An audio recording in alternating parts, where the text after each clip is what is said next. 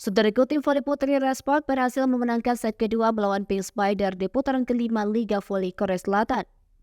Penampilan impresif dari Lee Soyoung dan Megawati Hangestri yang mulai memanas berhasil membawa Respark menutup set kedua dengan skor 25-19.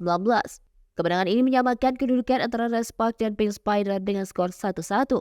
Pertandingan antara Pink Spider dan Respark berlangsung di Samsung World Gymnasium Incheon pada Kamis 8 Februari 2024.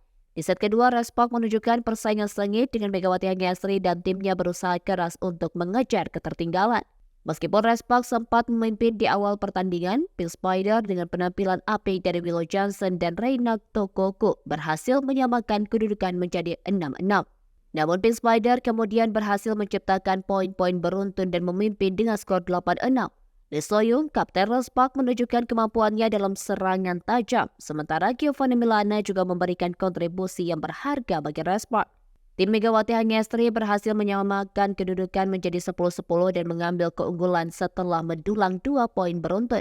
Respark terus menambah keunggulan mereka dengan performa apik dari para pemainnya, memberikan tekanan yang cukup besar bagi Pink Spider.